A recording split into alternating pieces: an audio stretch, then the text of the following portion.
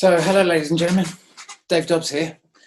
It's the 2nd of December, 2020, and it's really been quite a massive time, although more politically, possibly than astronomically. Although it's been a pretty mega time astronomically as well. We've had a lot of amazing flybys and a lot of stuff going on, and we're at a very, very confusing point in the timeline.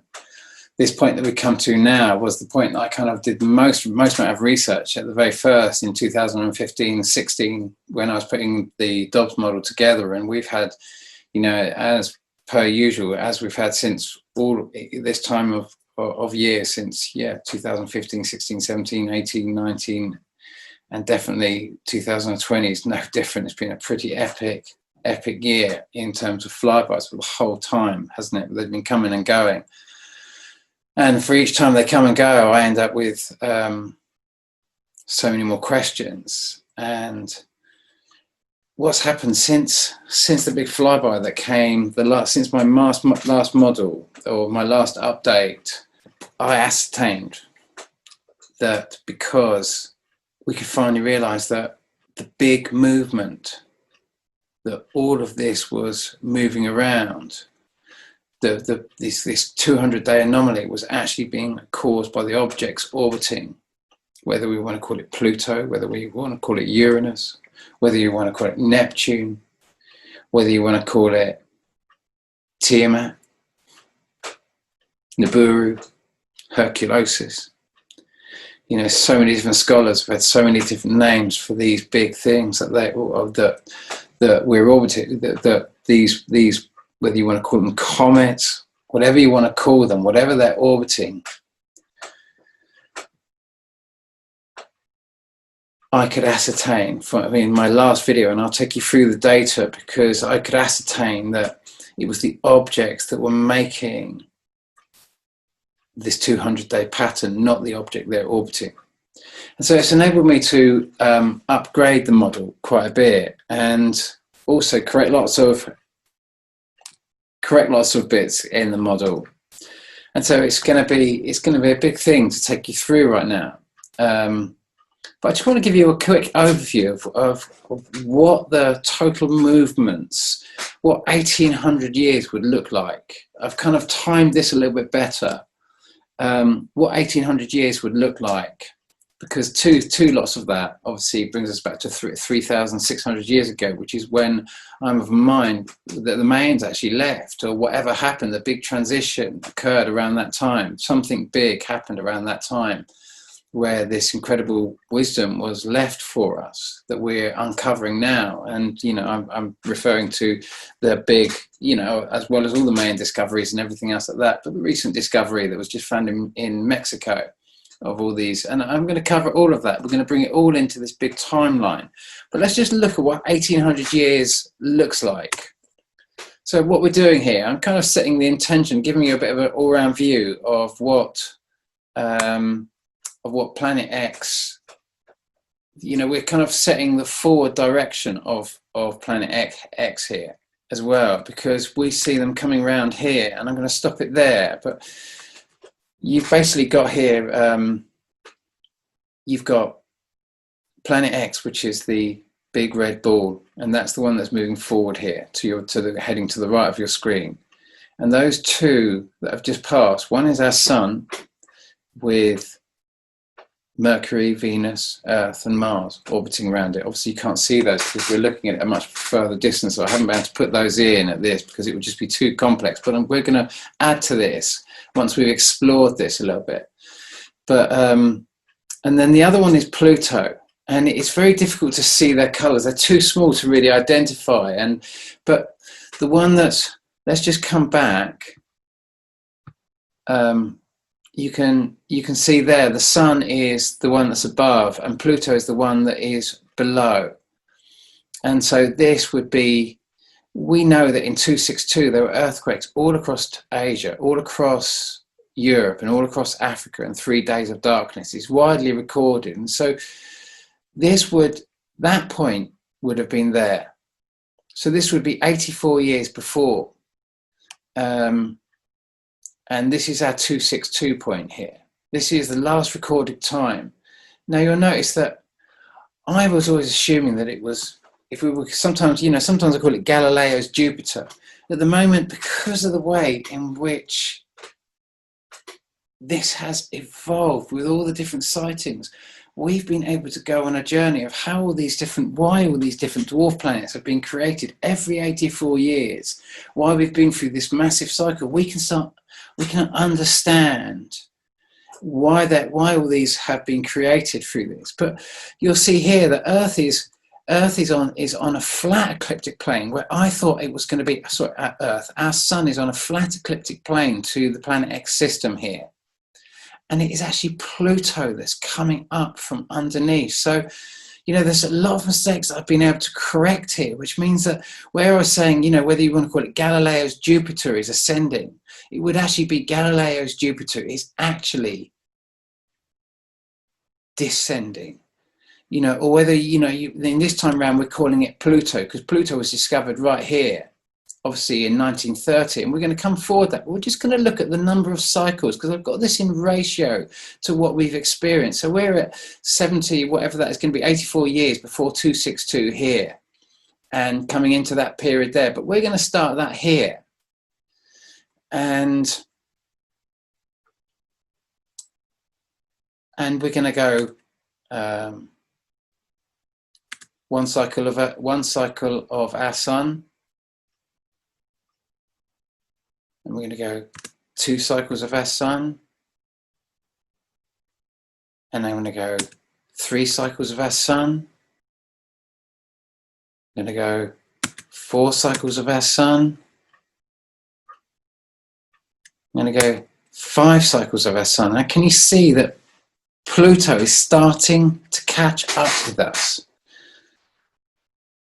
It's behind us, and it's starting to catch up. Now we're going to go to 6 cycles of our sun.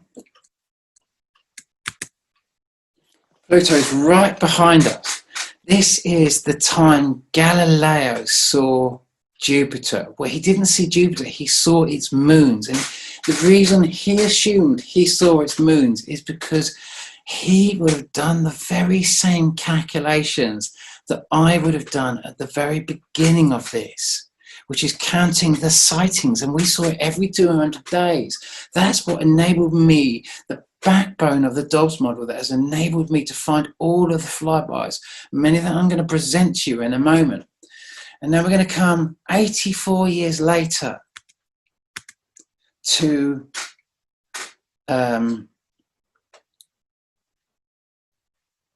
when, who would it have been? It would have been Isaac Newton, 1681, when Isaac Newton discovered Halley's Comet. It's that he discovered it in November, and then a month later it flies by again, and all the theory that he just all proposed was just thrown out. But of course, just here, Galileo had said he'd seen Jupiter. Galileo was placed under house arrest, was never allowed to speak to another member of the public again. He had to say that a man 50 years before him, back here, Copernicus, was correct, and that Jupiter was way, was way beyond Mars, which means that no way could he have seen the moon of Jupiter. But he conceded, and he had to recant everything. And then we go forward, and a new kind of model. Remember, this is when the Great Armada was destroyed by a massive storm that just came out of nowhere and destroyed the Catholic Church kind of intention to kind of annihilate this Protestant uprising that had begun, effectively this Renaissance that had begun in Germany. So this was a massive awakening time. Notice that whether you want to call it Jupiter in that time, it had stayed parallel to the sun throughout the whole period there. It had been in a daylight sky this entire period. And then as we get closer, it would have been affecting us all the way through here. But it would have got much closer at this point here. Notice that the sun is ahead of it still. So the sun is affected, is ahead of it. We would have seen it. We would have been having kind of geology as a result of the flybys.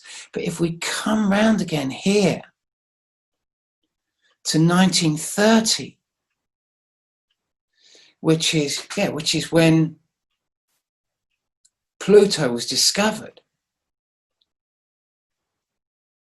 and during this period of time, as we've come round, we can understand how we have seen so many of the other sightings as we've come closer in and further.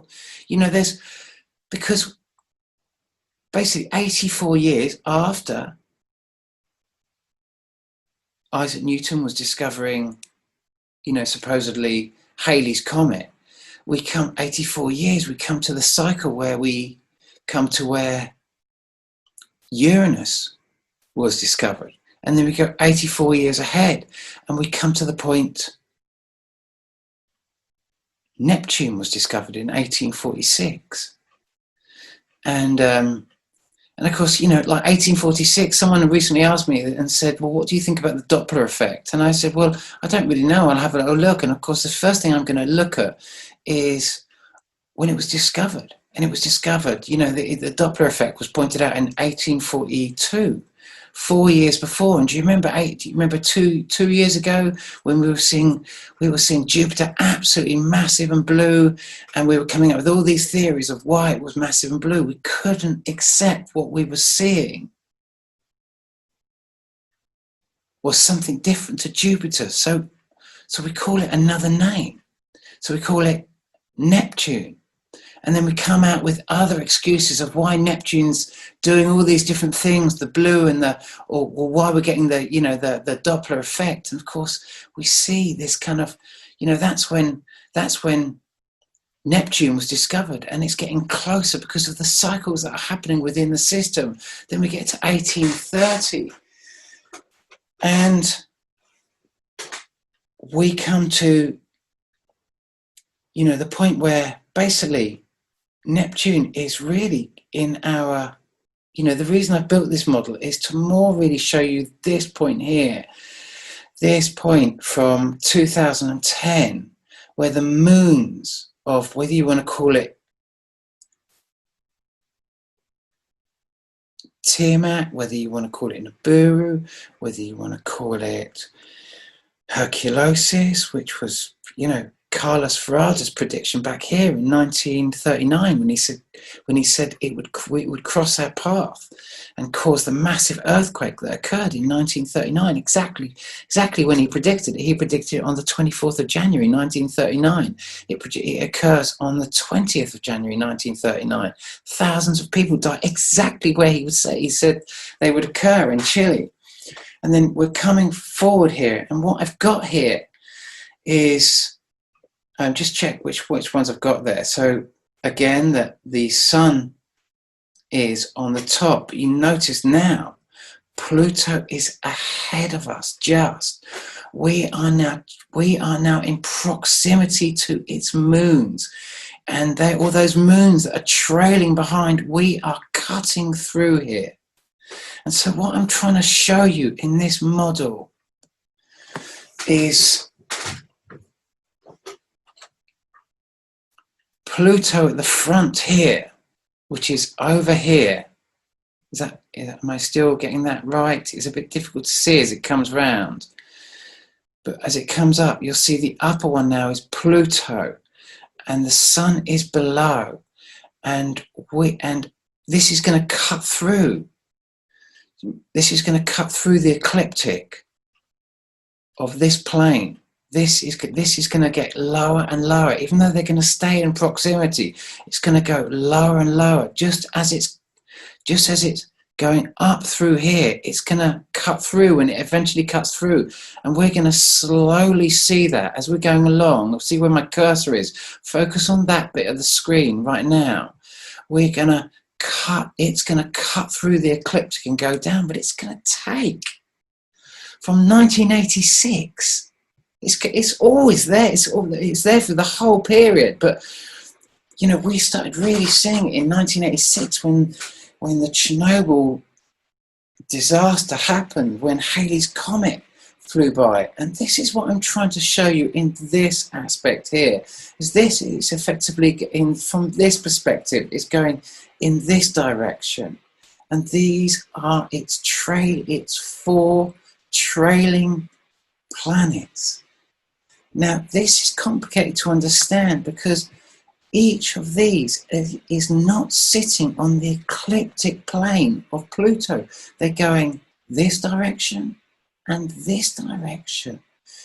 They're not orbiting at it makes it very, very complicated.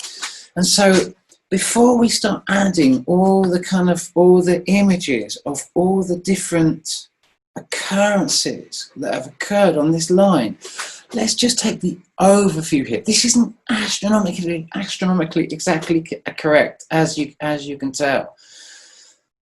But this is trying to give you an understanding of why we had the big tsunami in 2004. What caused the tsunami in 2004? Remember, this is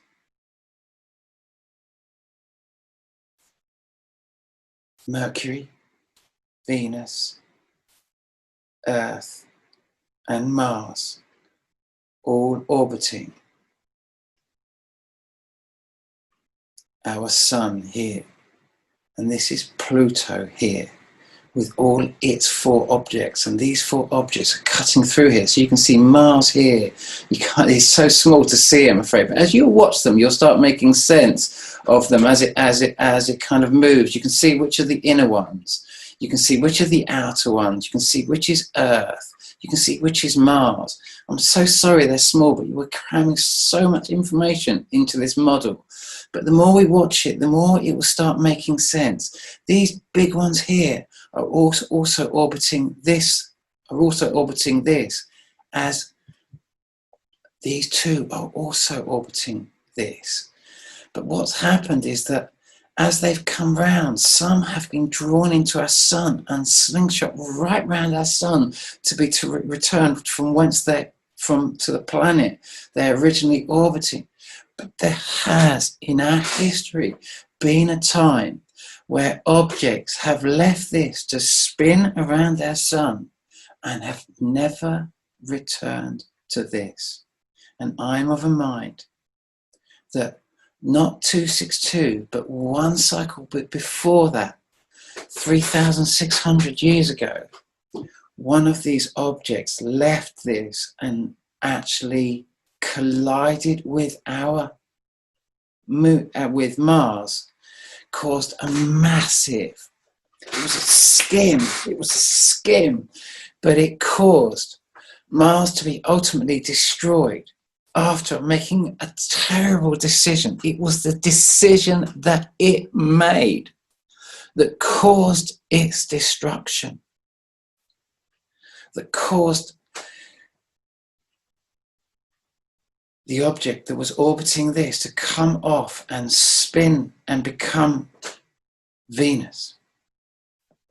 Before then, there were only 3 planets that orbited our sun, and 5 planets that orbited whatever you wish to call this. And many of you have different names for this and come up with different stories, and hopefully this process will start helping you understand the different stages of why things were created, and some of it bullshit, but obviously some of it by really by astronomers like myself that have been observing this system, were trapped like I was in a mindset of the heliocentric model that Copernicus put forward, that Galileo clearly saw was not the case and was silenced to push the Copernicus model through. And we have morphed into this bigger understanding. So you can go back with this model. You can see when 1986 occurred. You can see when 2001 of these caused is it in this model? In this specific aspect of the model, it doesn't doesn't go back to 2004, but you can. I've got models that run back to 2004 using this in 1986, and you will see that this syncs up with these timings, because these are they sync just like these sync every. Effectively, I was thinking it was 336 years, and I'm so sorry, I was incorrect. It's another one of those things that when I could jump this up a model and capture this, I was able to move this out of the Jupiter mindset, if you like, up into the Neptune mindset, and start seeing the bigger cycles. And when we take it back to that, 262 point, which the most recorded massive earthquake day that we've got recorded in our history, that also comes with 3 days of darkness, recorded all across Asia, all across Africa, all across Europe, the most corroborated date of a massive epic event. It ended the Roman Empire. It was so seismic. 3 days of darkness, plagues, just like we're seeing, rip through Rome, just in the same way they're happening. A massive decrease in the levels of oxygen because of the iron oxide coming in. A massive increase in carbon dioxide because of all the volcanoes and earthquakes that were occurring, that created the perfect environment for a plague to occur, because our oxygen levels were dropping. We were suffocating. We were dying of, and they called it the plague. Possibly it was the plague, but people were dropping dead exactly this time. These are these big pivotal earthquake times where the plagues occur. And you'll see them throughout. And, I wanted to bring you to trying to understand 2004, and then the first one causing 2000, and the outer one causing Fukushima, and then the inner one causing sorry, I go back to 2011. I jumped too far there. I'm going to come to 2010. Well, let's do this. Let's explore this in the model now. Now we've got a little bit more. Let's jump forward to the model with all the overlays, and let's just come forward to. Let's just. We're going to.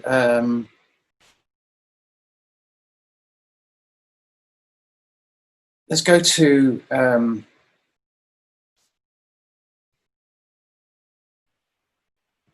this was the 9th of July. So we saw this coming in, notice over here, this is the one here, the aspect that is causing all the big storms. This is why we're having the worst storms in China since the discovery of Pluto. Because it's the same thing, the same occurrence. It's not obviously as intense. This is a much, much more intense experience. And so this coming year is going to be the same thing, and this is going to be much, much bigger, because this is the highest point of its cycle over here. We can see this because of the way this, by that stage, this had passed, but this second one was coming in to block out our sun. And I'm going to show you many of the sightings in this as well. But we saw that we saw the big flybys at the same time. I just put those up as we're going through. we just saw all the epic flybys as we were coming in. We saw this was actually this wasn't causing the big, this wasn't causing, let me just bring that over there. This wasn't, the Mars volcano wasn't being caused by either of these two. In actual fact, it was being caused by this. But the way I've laid this out is to try and separate these two out a little bit. So it's not the most convenient way to actually see this. And I had to do this to really try and ascertain the different aspects. Because, you know, the Mars volcano went off about the 17th, 18th and 19th of July. Ironically, do you remember my mum died on the 20th of July 2020, so it was a big day for me, you know, astronomically. And obviously she died, that was the last day we saw that. And of course this very rarely enters the night sky, and we're going to explore this because now we can start ascertaining and moving things in much bigger positions. We can start breaking this thing into great detail, the ones that are coming in, the ones that are going out, and start working out the angles that they all operate on. So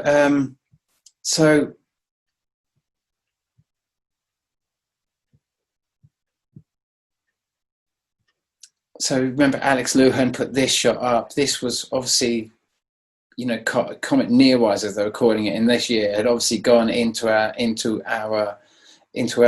daylight sky, and this was one of these shots. And no way was this Comet Neowise suddenly becoming that big from that big.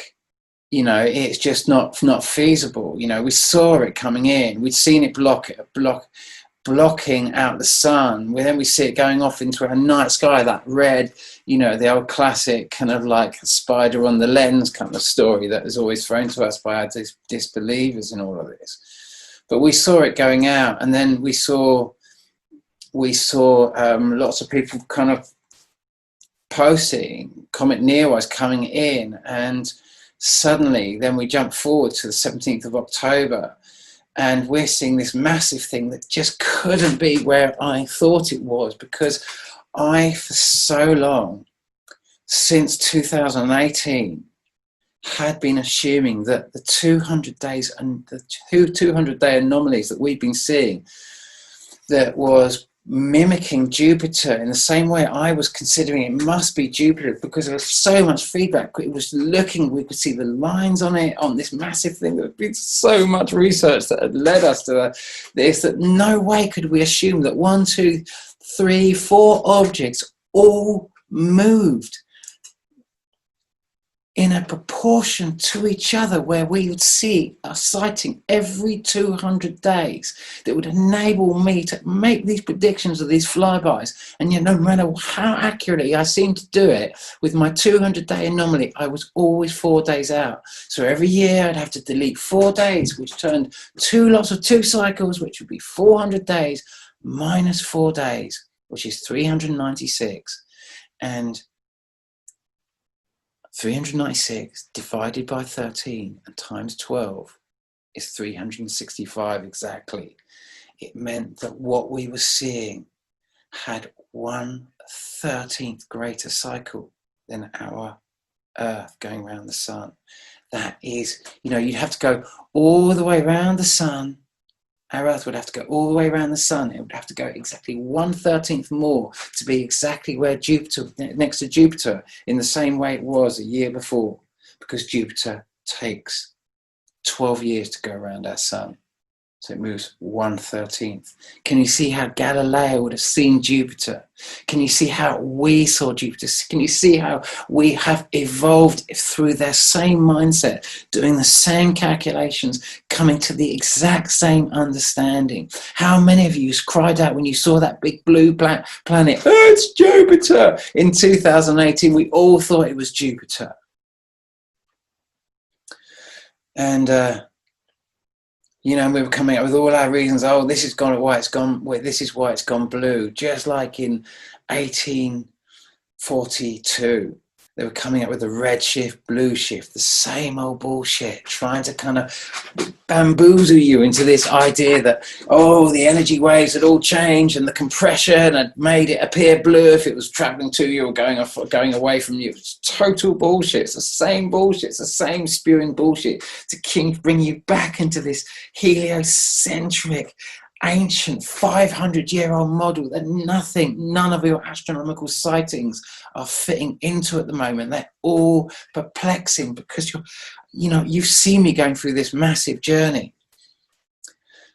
So when we saw this, it meant that, the impossible, that all of these things were moving in this harmonic, in this kind of, if you like, this number 13 harmonic, a bit like our moon seems to move in this number 13 harmonic. We can't truly fathom it sometimes, and yet this model kind of like, this demonstrated it, because all the other flybys that I'd got, do you remember, this came in at the same time, this incredible discovery of all these kind of alien artifacts, and then it turns out that this crop circle had also appeared in 2009, 1 year before. It appeared like many of these crop circles, it came around about this time of the solstice, showing us that what was about to begin. And we saw many of them coming up in 2009, giving us these same sort of things. And yet this skull that's just been discovered, hidden for thousands of years, is suddenly dug up, no doubt, 3,600 years after it was hidden. And you can see, if you were to be close up to looking at this object, sorry, not this object, but this object, with these two objects orbiting around it and all of their collective moons. At that time, it would have been Mercury, Earth, and Mars. And I'm of a mind that this would have been 4. This would have been 4. This would have been 5, and this would have arrived possibly 3,600 years ago to change this ratio. But this would have been the 1, 2, 3. 1, 2, 3. And,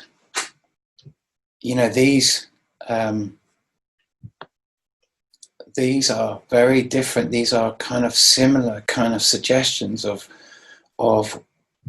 the different orbital tracks that are affected as this goes by. They don't affect us on the ecliptic plane. And we're going to go right through the model, but I just want to kind of bring you up to date before we go back and start going all the way down, going back to 2011 and looking at all the flybys. I just wanted to just kind of, it's going to be a big one, and many of you are not going to want to sort of stay for that, and you're going to be wanting, and we explored all this in the last video, and we will come back to some of this. We're going to go through it in a big way, but let's just come now to, we're coming to now, the stuff that we haven't explored yet is kind of, probably see the date on there, I believe that says September the 26th, 2020. And then we had October, what looks like October the 4th, 2020. So you've seen these ones. Oh no, we did see these ones, because these are the ones we explored before. And so we'd seen this big one coming in, and then we saw it going out, and then we'd seen the twin tail, the nearwise that we know, for that to be there, that's the one that we've still got to come. That's nearwise that we still have to experience. And so we've been waiting for nearwise to come in. And October the 24th, we get this crazy sighting. We've had a lot of these sightings. We don't understand. We're told all these sightings of this red object that we assume is our sun, and then we get this shot here, and we've got, what do we make of that? How does that work? We have some kind of anomaly going on here with our sun directly, but we are seeing the dwarf planet itself from this perspective for the first time. We don't know why, we can't explain it, but we can see You know, that shot there, what was happening there? That was occurring at night. That's a Mr. MBB 333 shot occurring at night. You know, it's, you know, we can say it's just our sun because of the forest fires, but is it? Then we get shots like this from Mr. MBB 333, and I know what this is. You know what this is. We can see it coming in, but we have multiple of them, and we're trying to ascertain which is which in this cycle. And so we're starting to see, getting all of these different cycles together, see which ones are which in this cycle. We're trying to break them out into their separate cycles.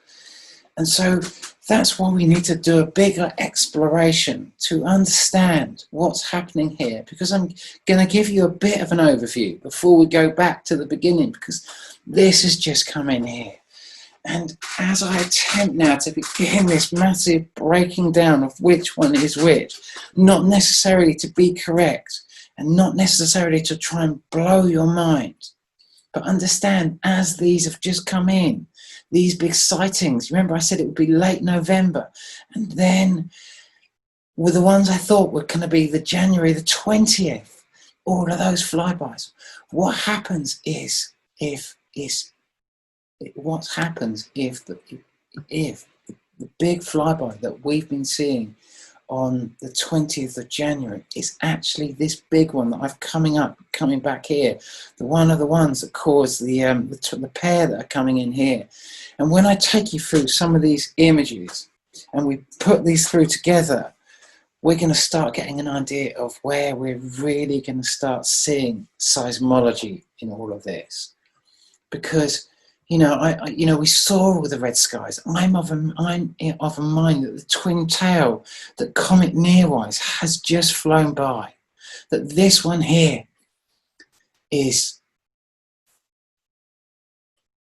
not actually Comet Neowise coming up, but this one is one of the bigger ones that was going out in July, that we saw going out in mid to late July, the big one that eclipsed the sun, or potentially the one that actually caused, one of the pair that caused the great storms in China last year, coming underneath us now, big coming underneath, because the angles of these aren't truly expressing, I'm trying to get the proportions of how these flow.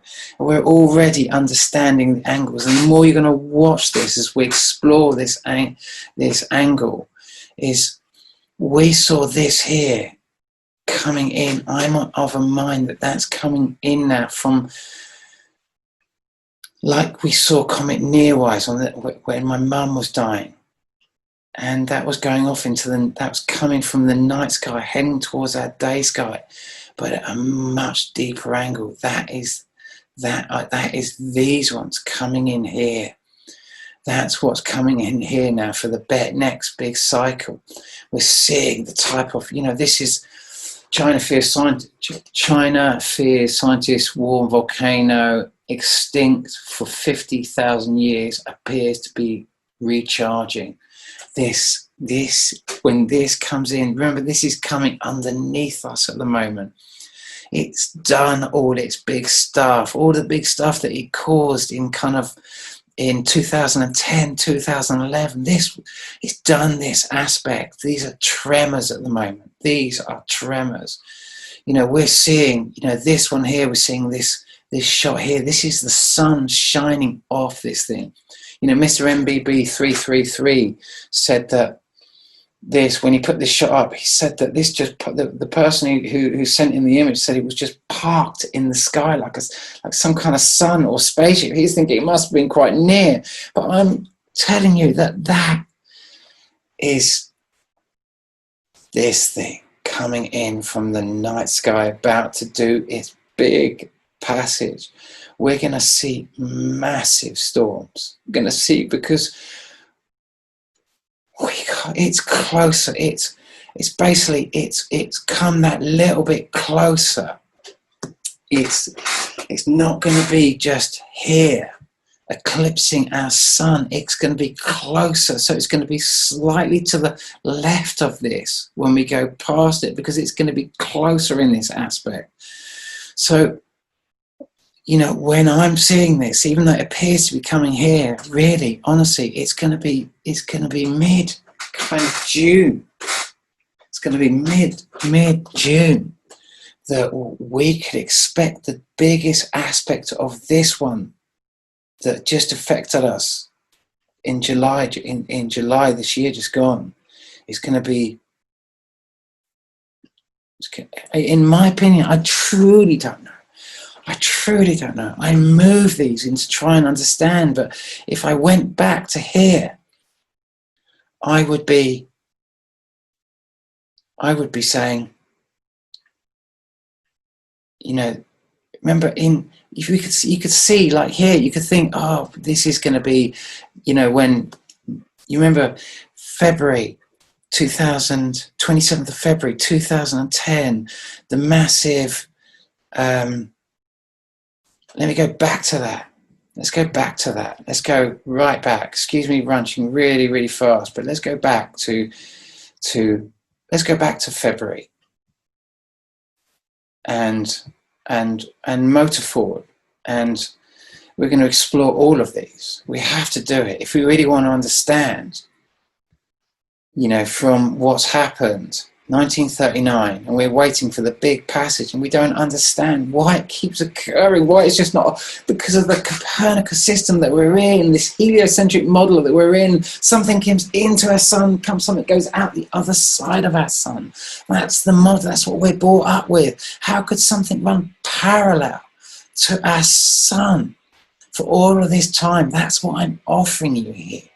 Let me just move, where should we move that? Probably up here, hopefully. It's not going to be too in your way from that perspective.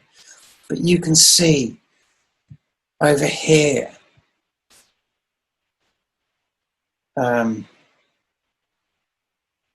we've got these pair coming here. We can see, we're trying to work out why we had, remember at this point, this is not on the ecliptic plane of this. It is not on the ecliptic plane of this either. This is running, if you like, a very, very kind of, it's coming in under.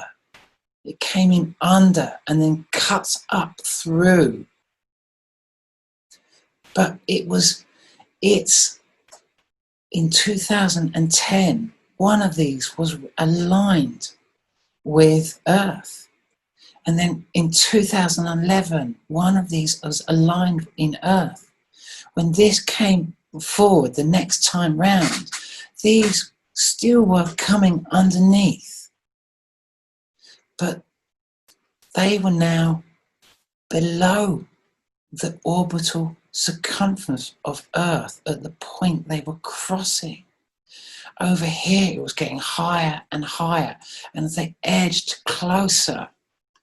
And so this gives you a ratio of this 12-year cycle, which is captured in these two. Mostly it's captured in these two. These, every 12 years, will come back to this aligning point. But that, even when they come back to this point, the whole system has moved down through the ecliptic of our Earth. They will always be below thereafter.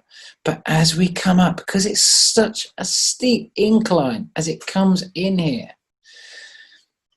because it's not on the ecliptic, we're getting to these points where as they move forward, it affects Earth here, and then it affects Earth here, and then it affects Earth here, and then it moves along because it's moving up through the ecliptic at a very slow phase. You watch as we're going through, and you're going to see these 2 points here. They're going to barely move from 1986. So this is, you know, this is really going back. It's 1986. You know, it's 1939 to here. So you can imagine they're running parallel, except Pluto, whatever you want to call it, is up ahead of us. But you can see that they're just getting closer and closer and moving through each other. And so it's a very, very difficult thing to try and explain with so much information. But that is February 2000, late February, 27th of February 2010. Then we go all the way round the sun. Our Earth goes all the way around the sun, and it comes to the same time of year, and then it comes to 13 days later. And the outer one, the big one that really causes the big stuff, the one that's causing all the kind of like the crazy storms that we're getting now in June, July, the one that caused Kilauea to go off on the 4th of May 2018. We can see this movement. We can go back to 2004 and see why it caused 2004. We can see why Chernobyl went back on the 26th of April 1986, why we saw Halley's Comet in 1986, why we see these crazy patterns going through, why these 12-year cycles just keep going back.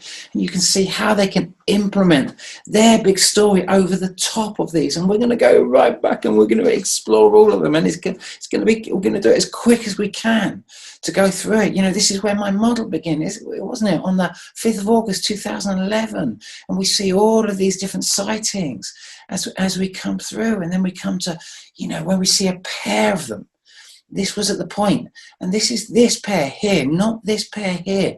This is this pair coming in, and as it comes in, we see, because we already remember it's already caused Fukushima. It's already caused the big 2010 earthquake in Chile.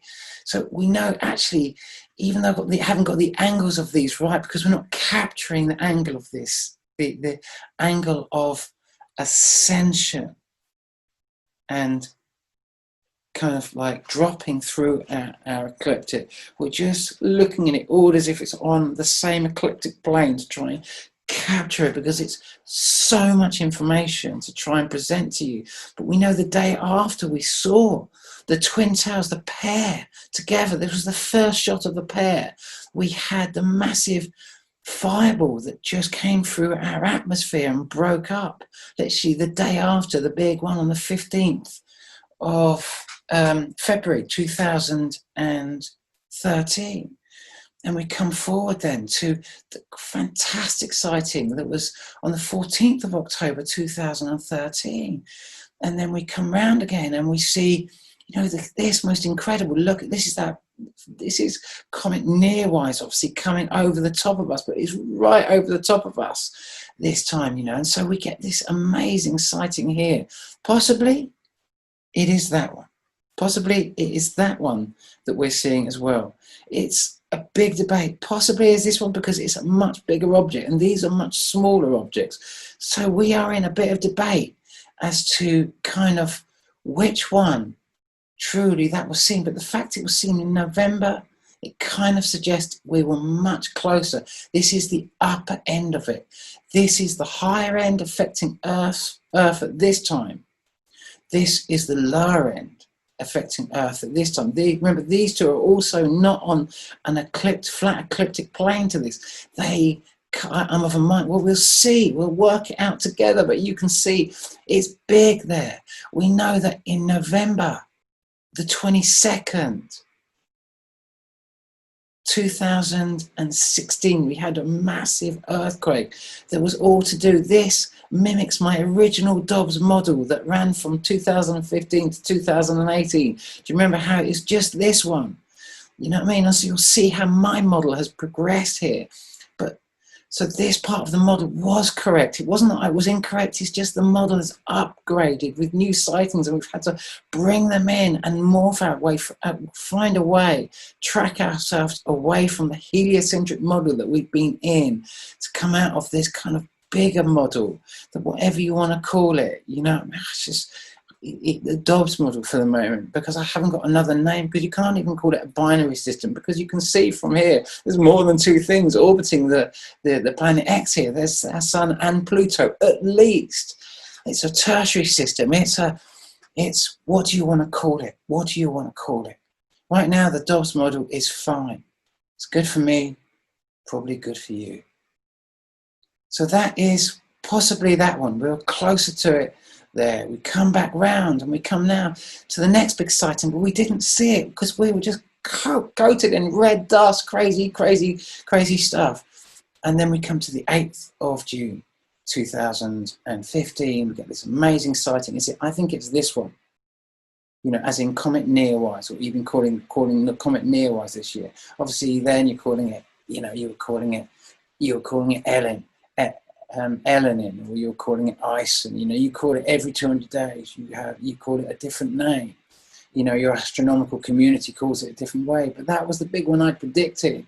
You know, Becky Lewis had caught it, and I don't know why I haven't put Becky Lewis's incredible shot that she got on the 22nd there. I might have cut it out, and apologies, Becky, because Becky was the one who put me on the map there, but certainly we've got others of her shot. But possibly, you know, this was an amazing shot as well. It was really clear, but Becky Lewis caught it epically on the 24th, the same day as Jeff P caught with kind of two suns, and it was just like, it's Photoshop, it's this, it's that, and it was the big shot that put Jeff P on the map the same day as Becky Lewis. Both those shots, I'm sorry, they're not in there, but you know, you can see them all in my videos, but we will see many of Becky Lewis's shots here. You know, I mean, she was the first one you read. Oh no, it's not like that. Becky's shot is there. That was Becky Lewis's first shot. And then, you know, we have the, you know, February 11th, 2016. And do you remember on the, I think it was the 9th of February, we have a massive earthquake. And so I'm of a mind it was more this one that was causing the earthquake than this one, because it was the latter in the stage. But there's been a tremendous amount of confusion until we could ascertain whether it was all of these or these that were causing the 200-day, the 13, call it the 13 anomaly. You know, the cosmic anomaly, the cosmic trigger in all of this, why it all revolved around 13. And all of these revolve around 13. That's how they've all been discovered around the cosmic. But this was an amazing shot from Steve Olson, WSO. And then, of course, we had this in February 2016. And then Becky Lewis, you know, I'd made the video before and I said, look, we're coming up to a 100-day point exactly. Look out. And Becky Lewis had caught a pair of them exactly. You know, it was just a spectacular day. What's it say? The date there's the 20, I think it's the 29th, March, January, February, March the 29th, you know, and so, but it was an incredible shot. It was just incredible shot. And we watched the dates, and then, was that the same shot I just put up? Have I just got confused there? Yeah, that was the same shot. So that actually shot was actually 11th February 2016. So that must have been, yeah, look at that. Sorry about that. Look, June the 10th, 2016. Okay, and I'm just glancing about and I'm trying to read that little text inside there. So this is the Brexit Day vote. Notice there's always a big, this is all Brexit and all this free trade deal, everything else like that. I said the flyby would occur before on the 23rd of June. 2016, the day of the Brexit vote. There was the flyby, flooded all across Britain. People were just like, you're full of shit. You know what I mean? And you get the Matt Rogers famous shot, you know, that put Matt Rogers on the map. He's, you know, he is an amazing filmmaker that's got so many epic shots. And this is when he arrived with the, you know, caught it at like 10:45 p.m. at night on the 15th of August, 2016 from Hull in the UK. Sun had way gone down. This is way at night. He's been tracking the red glow, and then he gets a glimpse of it and it comes over the horizon level and you literally see all the debris in its tail. And then, of course, you can see here. Now, what actually caused this is I've got the position of this slightly wrong. And the reason I put it here is multiple reasons, and you'll start seeing some of the reasons, but it actually sits more over, let's go to when this occurred.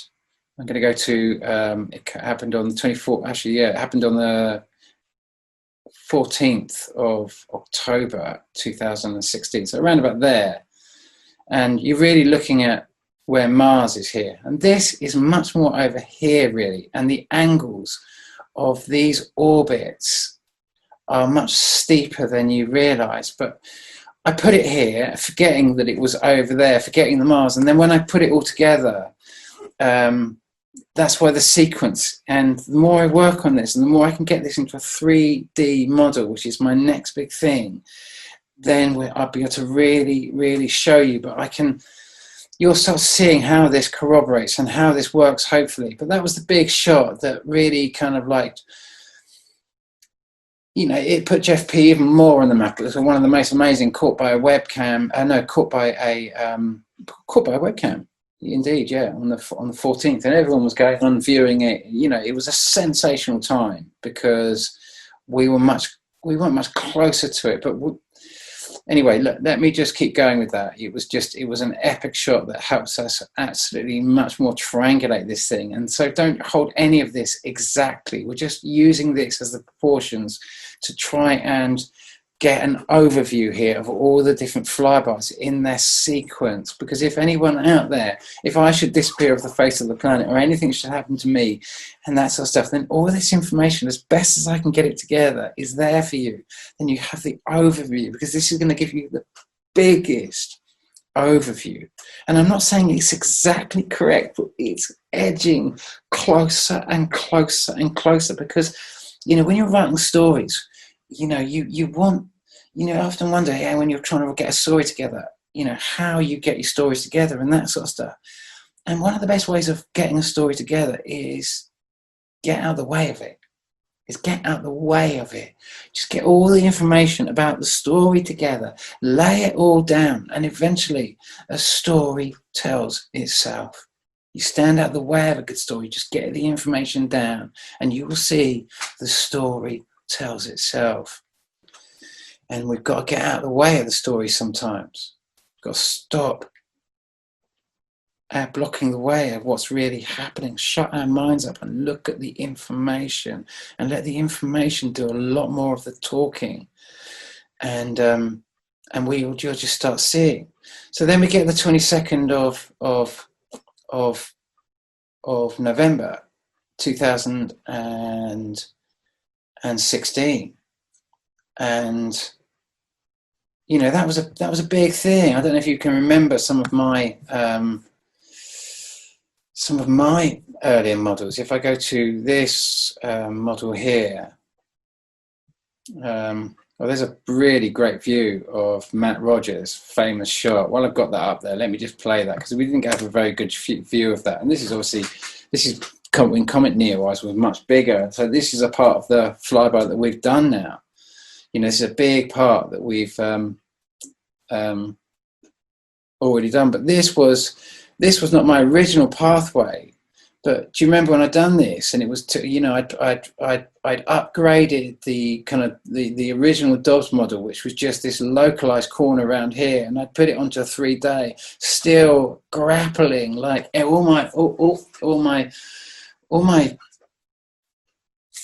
all of those who've studied this have all kind of thrown this round a heliocentric model to try and keep our sun in the center of this. And we can finally say that this is not the proof, but not the case. It's just not the case. It's just absolutely impossible for it to be the case. It just cannot be the case. And when I was postulating it, trying to make it work, with all the sightings that we were seeing, I had, you know, I put it here and I tried to bring it into this model here, but there was just no way of making it work. Even though I desperately tried to show what it would like if Planet X passed through in the classic kind of Farada, kind of like, you know, Carlos Farada, Zachar Sitchin, kind of like, you know, the original kind of Robert Harrington model of Planet X that we've used with the 306-year-old model that we've all been staying with. And, you know, that was back in 2000. I'd done it, and I was like, this is the point. We can see it from localized from this. We could have this earthquake there, but it creates an impossibility. But we had this aspect of the flyby back in 2016. I was predicting Neowise accurately back then. And so to come back here to 2016 and just to be able to predict this earthquake and go through this whole thing, and then, you know, and then do you remember the whole plate in, well, this aspect was below us then. These aspects were below us, causing this. These are far below us now. These aspects are much smaller. You know, when I came to America, this flyby was really quite tiny, wasn't it? This flyby, do you remember I turned out, well, we're going to see it, you know, because we're just going to see, you know, this, I predicted this flyby and said it was going to be a big earthquake. And then we got to my big predicted flyby, which I said was going to be the 25th of January, 2017, just like Carlos Ferrada's prediction on the 24th of January 1939. So do you remember the big, massive, you know, I often talk about it, the tsunami that took 10 days to come in and 10 days to go out, that happened in 1606 on the 20th of January again. You know, the 20th of January is a date that repeats itself with big seismic and kind of like oceanic anomalies. And just like Carlos Ferrada, my flyby came exactly on schedule. It was massive. On Trump's inauguration, it was just filled up the kind of like, it filled up the whole skyline. It was just such an epic flyby. And of course, it put me on the map. And that's when Steve Olsen kind of called up. It was one of, I believe that was Alex Luhan shot, but I can't remember. It may have been an Alex Luhan shot. I'm so sorry if I've forgotten, but seriously, even more meteors or what? While out with Audrey Miller, Planet X Nibiru days. So that was on the 24th of March, 2017. She sees the pair again. And then the same day, she films another one, except that this one is going straight down. We are getting, so she's seeing the pair here coming in and possibly this one going off. That's the only way I can see. She saw 3 of them in the same day. Becky Lewis, fair to say, she's a bit of a one-stop shop. She has had some of the most epic shots. You know, she's very guided to when to go and pick up her camera. She is an incredible astronomer. She caught this one, 26th of June, 2017. You know, we knew the flyby, I've been talking about this aspect of the flyby for a long time.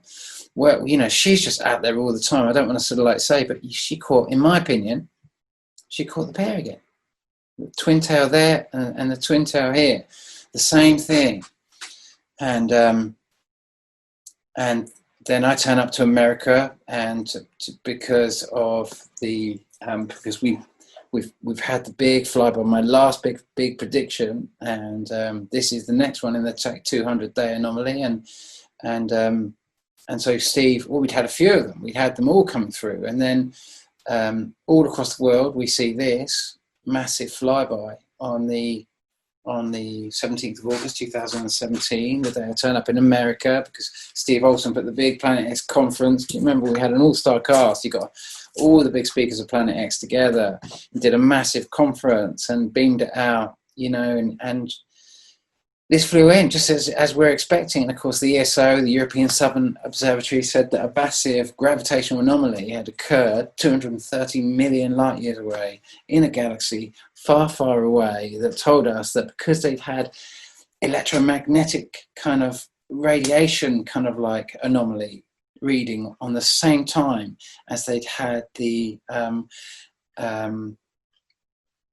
what did they have? They had gamma ray radiation, an electro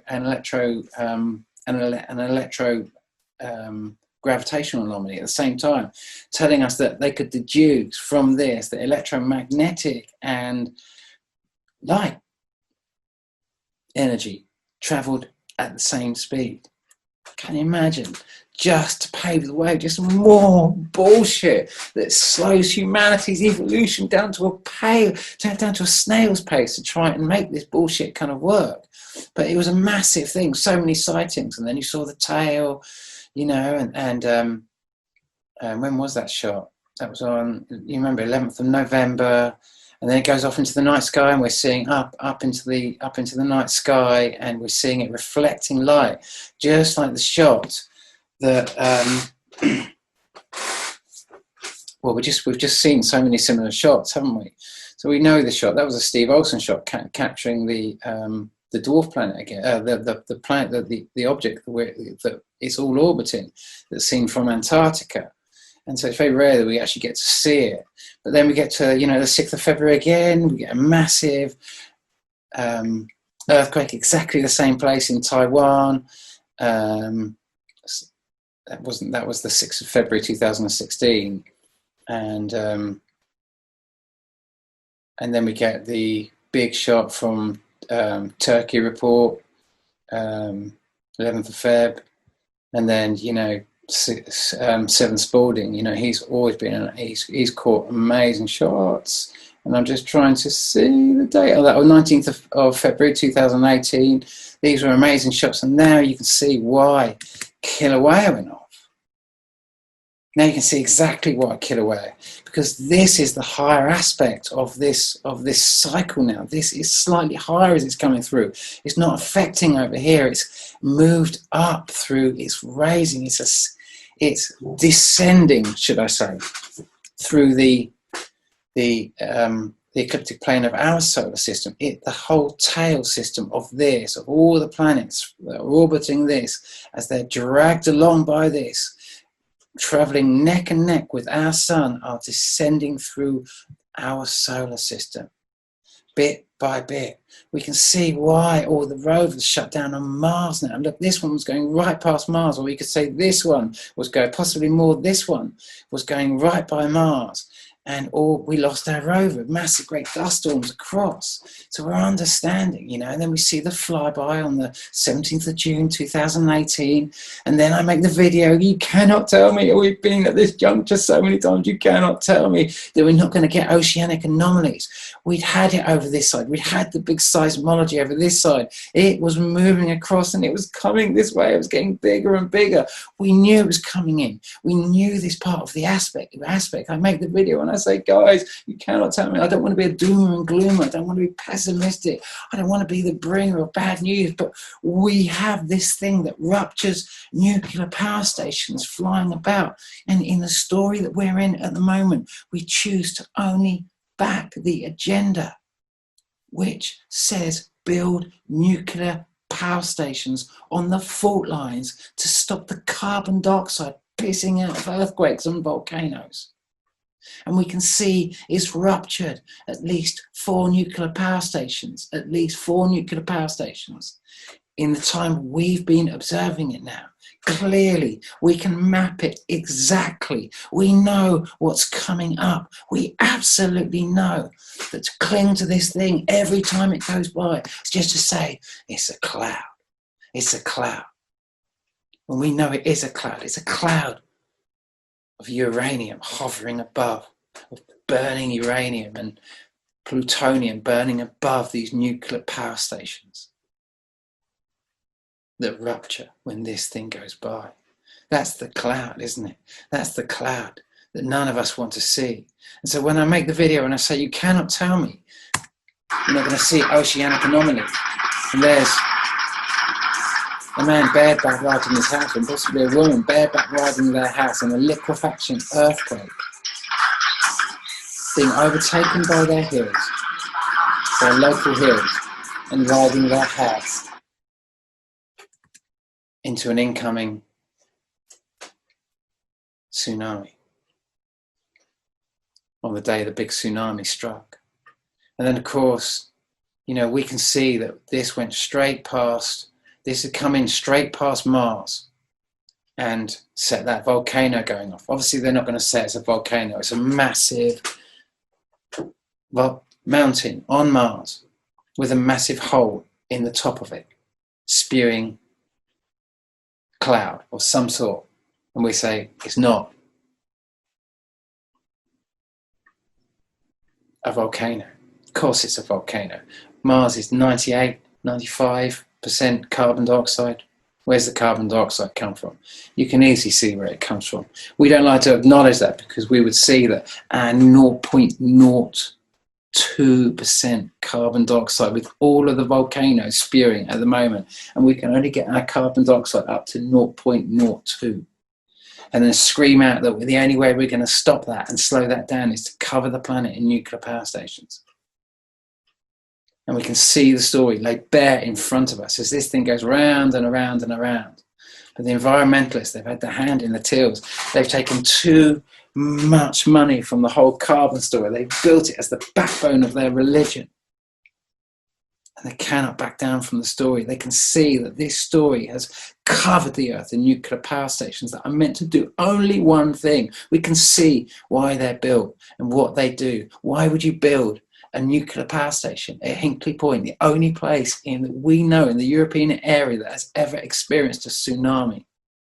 Why would you build a nuclear power station there? Why would you build one in Fukushima, right next to the mantle, where if a massive wave came in, it could only create a tsunami? Why would you do that? Why would you build one in Chernobyl, sitting above the massive great fault line that divides the Eurasian plate from the African plate? Why would you build a nuclear power station just above that, where we can see the massive earthquake that occurred on the 26th of April 1986? Why would you do this? Because you want a nuclear disaster to occur. Because you've absolutely planned for it with everything you can do. You've planned for the complete and utter destruction for every living thing on this planet, to cover a planet with those nuclear power stations. There has to be a dark intention behind that. There has to be a dark intention when you can absolutely see what happens. And then we had this massive sighting as well. Alexandra. This was just before the tsunami struck in Indonesia on the 28th of September, 2000. What was it? It was 2018. And then, of course, as it came in, we know this aspect so well. We saw the whole of Krakatoa blow its top off. We saw an amazing flyby, but the question is that these, or is that the other ones, the pair that are coming in? Is that those two? They're possibly the same thing. They were seen at the same day. It was a Steve Olsen shot. It's just an incredible shot. It was on January the 8th, 2019. So possibly it's this other one coming in. I'm of mind that we've done these two now, and I've got in mind that this one here was the other one coming in.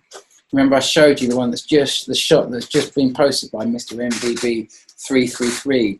The one, it was basically posted just 2 days before. I'll come back to it in a shake, but I showed you, and it looks like more like a space shuttle, and it was filmed 2 days before the SpaceX, the SpaceX launch that just occurred. It was literally filmed 2 days before Mr. MBB333 when he posted it. We'll get back to it as we come to it, but just take a look at the structure of that, and you're going to start seeing similarities, what I'm talking about.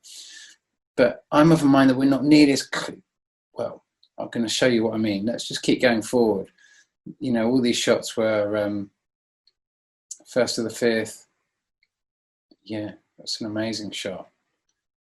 Same sort of side. That was Relentless Maverick. Got to say, Relentless Maverick is coming up with some crazy stuff at the moment. It's very exciting. I've been trying to keep up with him on some of his latest theories, and he's exploring some pretty kind of like amazing stuff at the moment. And all I can say is, before you kind of jump to any conclusions, I really think it's really try to switch this off, switch your head off, and just let him present some of the data that he's presenting at the moment. It's pretty mad stuff. I'll just say that, but I won't say too much, because he's doing a lot of work on it, he's developing it, but just keep an eye on his channel over, the Relentless Maverick. Keep an eye on his channel over the next little while and just see what he brings together.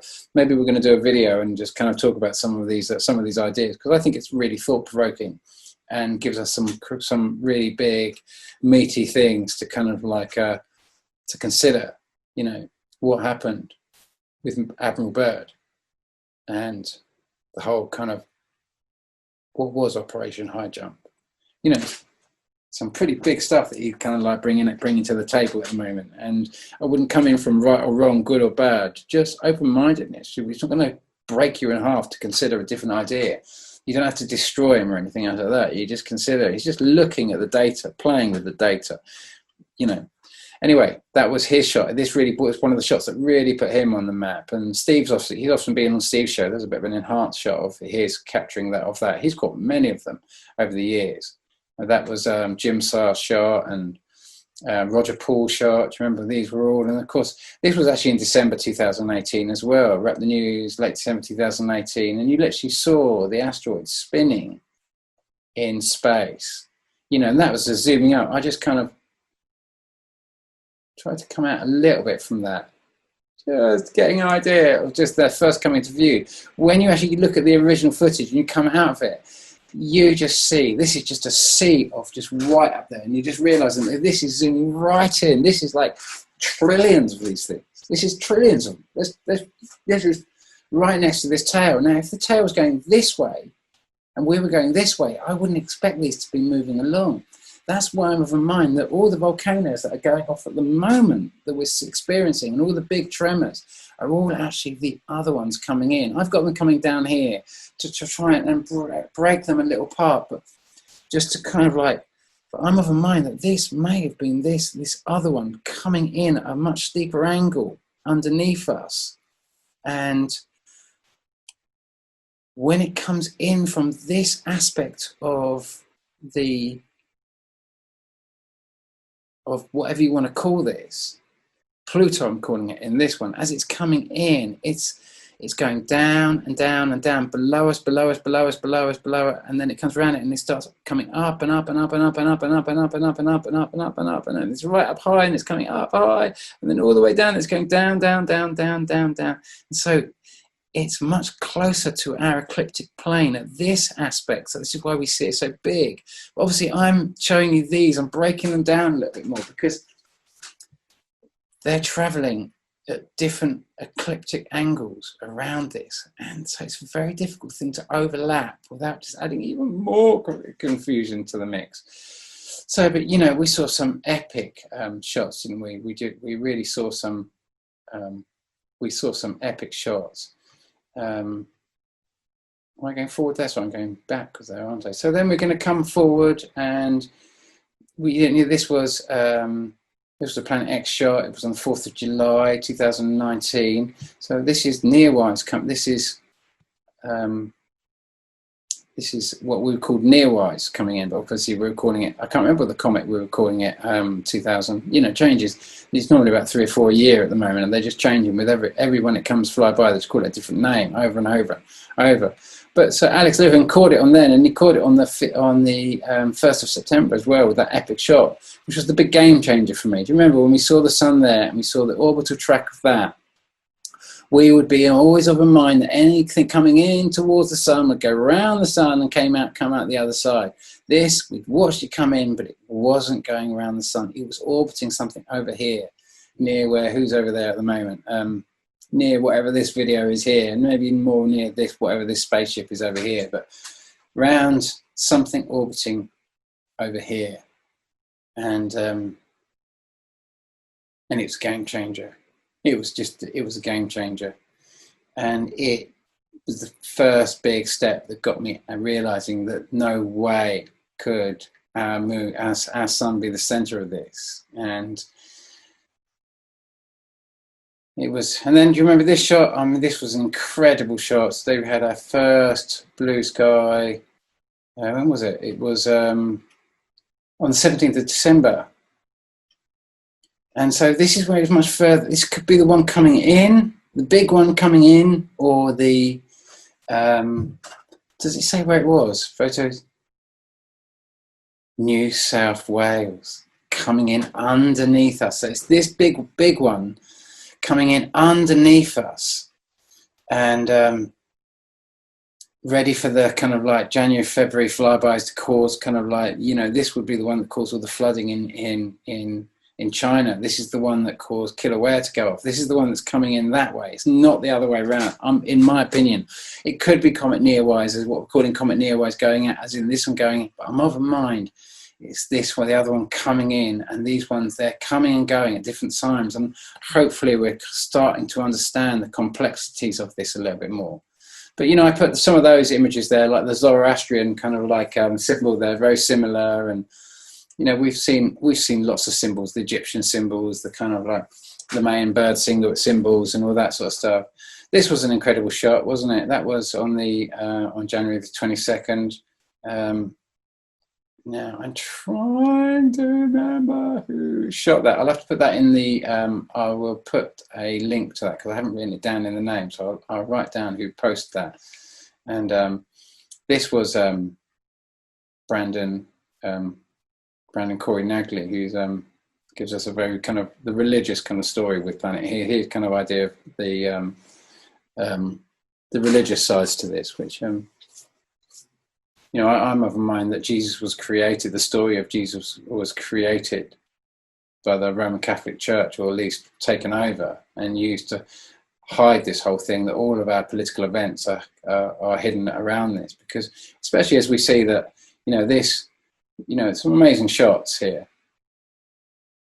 And then we come to, obviously, you know, we've explored these now, haven't we? Then obviously,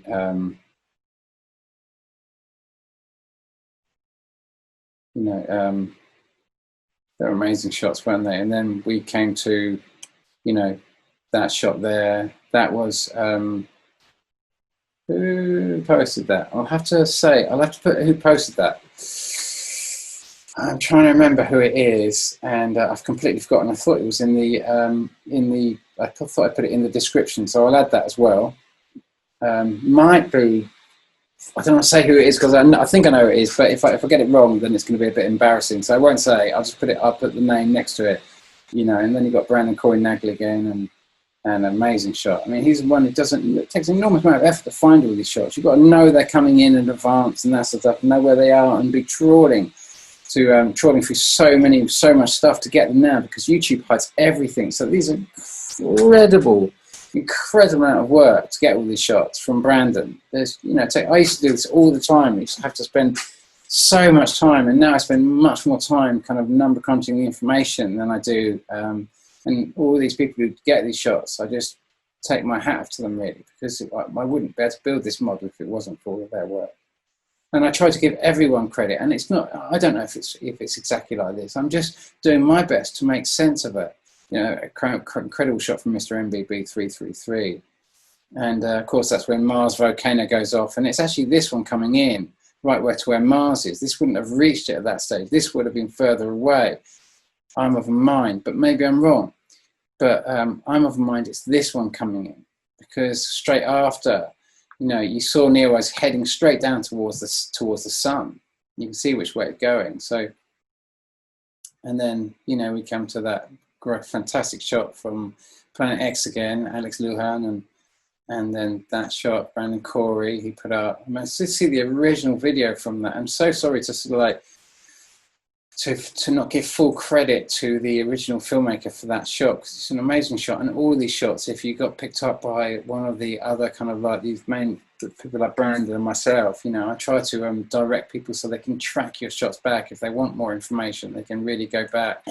Not that they always give the exact information, but you can go down and track these yourself if you want the information. Of course, that was it going out, and you know, and so let's come ahead from new portal shot, and which was a real game changer, which really, for me, finally isolated that this hadn't moved one calendar month every year. There's no way.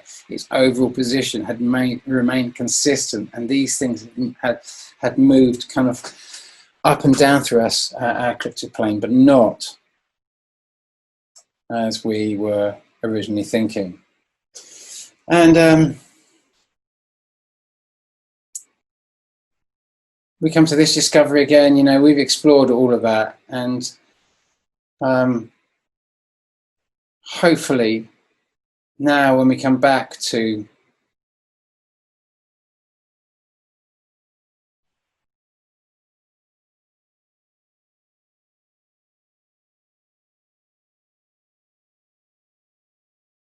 just incredible shots just lately, hasn't there?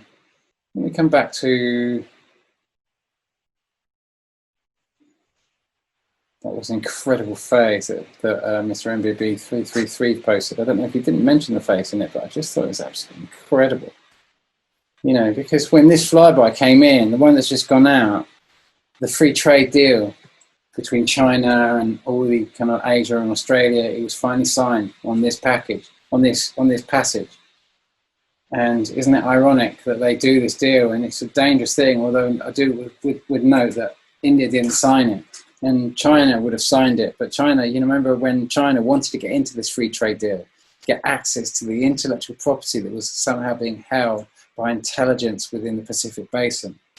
Now I say that because that was the story that Gary McKinnon, do you remember he was the Asperger's whistleblower or hacker that had got into the American government accounts because they'd been given top secret access and they'd been given passwords to access and they hadn't changed their passwords and he hadn't done anything. He managed to get into their emails and then via their emails managed to get a password into super high kind of like security clearance and got this download that the American government had off-world kind of like personnel, thousands of off-world personnel that China wasn't allowed to join the new the Trans-Pacific Partnership, the TPP, because they weren't technically on the Pacific Basin. And then so he revealed in this report why China were trying to take the Senkaku Islands, or claiming that the Senkaku Islands, which were controlled by America, but that I recognize kind of Japanese sovereignty. But if they were Chinese sovereignty, then China would have a landmass on the Pacific Basin, which might explain why China is building all of these big islands in the South China Sea off the coast of Hong Kong. Because wherever they've really got their guns, where is this intelligence really coming from that is being fed into the West, that goes into NATO? The NATO keeps us as a constant war machine, always fighting, always attacking, always taking the most aggressive route, getting all this intellectual property. China wanted in on the intellectual property. That's what Gary McKinnon had uncovered in his thing. And they weren't being allowed in. Now China is facing all these guns, no doubt, not America, but whatever intelligence exists within the Pacific Basin, and saying, we want some of that technology as well. Now, this big agreement is, of course, what the same agreement, you know, Brexit when we've seen on a flyby on the other end of the same flyby some years later, 2020, you know, it's signed around about the 15th of November when we were getting a lot of kind of, you know, right around about the new moon. You know, we've just gone into it. We've just gone and done it. So we know that Britain is going to intend to join up with this free trade deal. And it's going to try and join a big free trade deal with America. But it won't be accepted in the free trade deal unless, so America says, so Biden says that Biden won't do a free trade deal with Britain unless it has Brussels. And Brussels won't going to sign up to this free trade deal. They're terrified by the prospects of doing business. You know, we know what Britain does if it doesn't get his way. If it doesn't get his way, we know what it does. We know what it's done in Afghanistan. We know what it's done in Iraq. We know what it's done in Libya. We know it's done forever. You know, if Britain doesn't get his way and Brussels doesn't sign, but the thing is, if they sign, they're completely destroyed. You know, I was told at the beginning of this, the reason I wrote my book Laughing Gas was that we come to a juncture, we stay in Europe, weather the storm, or we cut our anchors and head west. If we head west, our fate is sealed. That's what I was told. In my process, when I was doing my writing and going through this whole thing, and going through my process of uncovering all of this, you know, and the message where I wrote published the book in 2011, 2012, saying, don't leave Europe. You leave Europe, your fate is sealed. And we're going to try and join the Trans-Pacific Partnership now. This was Boris Johnson's big plan. He made a big speech about it, exactly saying that we were going to join up with our Trans-Pacific Partnership in this big free trade deal. And now we're going to try and drag Europe into it. But it's a deal with the devil. It's a deal with some very, very, very dark energy that will always pitch the most powerful energies against each other and always betray all sides. It will absolutely betray us in this. It will betray everyone and everyone in this. And it will it would take us into a really, really difficult place. It would take us, you know, we charter a very difficult course by leaving Europe and trying to go into this free trade deal. It's a deal with something that we really don't want to be doing a deal with. But, you know, it creates a dynamic that is going to be, you know, you can, not one of you can ever stop one of those nuclear power stations from running or being in operation. Not one of you out there. Not one of you is powerful enough to stop that. We can just watch these nuclear power stations. We can see what's coming round. We can see, because of all of these flybys and all this seismology and all this sighting, we can absolutely see what's coming here, and we can see the type of seismology we're going to get at this point. Maybe it's not in this cycle, maybe it's the next cycle, maybe it's another one after this, but judging by the looks of it and the fear and what the governments are up to and that sort of stuff, they're expecting for us to be coming into this point here to be a massive storm on the most epic proportions. And this is the part that affects the northern hemisphere. You remember we've had the southern hemisphere as it's gone through us in Fukushima and the big Chile earthquake in 2010. Now we're at the other end of the whole incline, and this is the higher end. It's come up all the way through, and now we are literally seeing the point where this is on the level with our Earth going round the sun. It's passing, it's on the same level. We come to a very, very big point. We come to the point over the next few years where this thing is going to fly over the top of us and cause massive earthquakes in the northern hemisphere. This whole asteroid tail will be much further ahead of us. It will just be, we'll get big seismology in the northern hemisphere. Sorry, we'll get, when this one comes by, we're going to get big seismology in the northern hemisphere, and then that will go down into the south, but we will be directly in line of a lot of debris for at least a couple of years, after, and we'll still be getting affected by this one coming up through for at least 2 or 3 years after. And you know, we're always going to be getting the sightings, and this is going to head off into our night sky. This is going to become, you know, when this comes back into our night sky, it's been in our day sky for the last 80 years as we've tracked next to it. So this is going to come into our night sky. And so we're all ready to see our new dwarf planet that, you know, that we've created. That, I can't remember the name of the guy that invented, or that discovered Eris, that we're calling. You know, Eris. I think it's Mike Brown. He is his Eris, the new dwarf planet, discovered right on schedule every 84 years.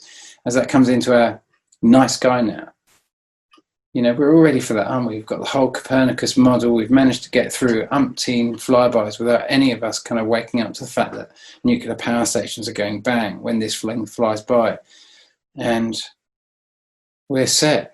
Most of the environmentalists are going to oppose the whole Trump agenda and are probably going to go out and have the vaccine just to spite Trump and the Christians and all that sort of stuff.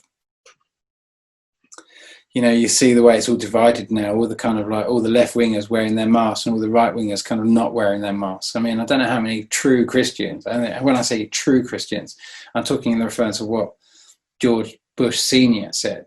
You know, when Lady Gaga got all the presidents together and they're all sitting in a row, and it was her little dream come true because she thought they were all angels, and was absolutely had this kind of foul kind of taste in her mouth when George Bush Sr. had reminded her that she wasn't a true Christian. She wasn't a Roman Catholic. She wasn't recognized by him as a true Christian. And that's why I say I wonder how many true Christians would actually take this vaccine. As in something that potentially has the name luciferase written on the packet, something that's got the genetics of aborted babies in it, something that's completely untested, something where the government has already said that there's no liability. They've taken away all liability from the vaccine companies in case anything goes wrong to rush this thing through. I wonder, when just the left wingers. I mean, I was an activist for years and believed the whole carbon dioxide bullshit story, and I was used push a bullshit story that I believed. And how many of them are going to be used in the same way to push this vaccine in the name of kind of right to, when you're given moral high ground, moral superiority because of your beliefs, whether because of climate change, whether because of carbon dioxide, whether because you're a Christian, whether it's because you're clever, whether because you've got a good degree, maybe because it's whatever gives you that moral supremacy. That's where we fail. That's where we go under the wheels of it. That's where we go under the wheels of it. And that's the big problem here, is that, how many of those that were sort of like saying that Europe done it, and seeing Europe being forced now into this free trade deal, which it does not want to be a part of, which is going to carve it up. All the Brexiteers saying it was Europe that wanted to do it to them. And this is the agenda is doing it. It's actually, we're the ones forcing the free trade deal on them. Shoes on the other foot at every juncture. It's always blame, isn't it? China done it. China. China's been our slave for the last, I don't know how long, making all our shit for next to nothing. It's quite surprising that China has signed this deal. I wouldn't be at all surprised if they've been hoodwinked into it, to be fair. But then, we just don't know. It's all too early to tell. But you've got a lot of stuff coming up. I'm of a mind that this is not going to be the big seismic time you're all waiting for. You're thinking it's going to be. I'm of a mind we've had the big November flyby, and we've got the kind of January one coming in now. And January, February one coming in now, and we're starting to work those parts out now. The fun. This is, I'm not going to say it's not going to be big, but I don't think it's going to be nearly as big as what begins in, they're going to start getting really nervous. They're going to be, if they're going to repeat what happened on Mars, and this is, the whole thing is about a massive migration. It's about taking humanity into a place of total war. And that's what's going to be the attempt here, is to kind of create as much havoc as possible on this planet, and to then fire up the Large Hadron Collider before this date. The Large Hadron Collider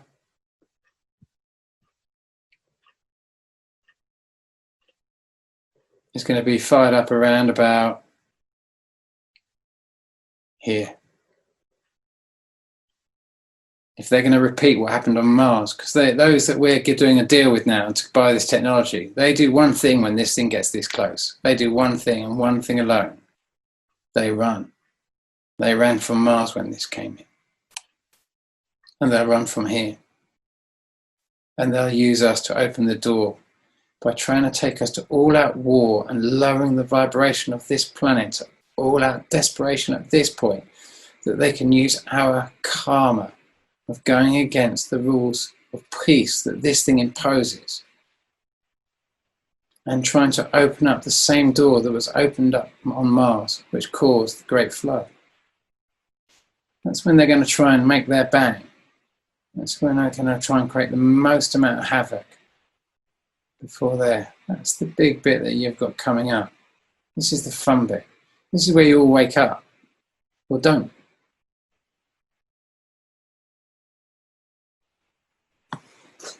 Take care. All the love in the world. I don't know it all. I really don't. It's been a massive journey of trying to understand this flyby. I'd love to take you more now into the 1,800 years that have gone, and all the incredible cycles and the flybys and the research I've got from since 262, when we had earthquakes across Asia, Africa, and Europe, and 3 days of darkness. But that's for another time. All the love in the world. Take care. Bye-bye.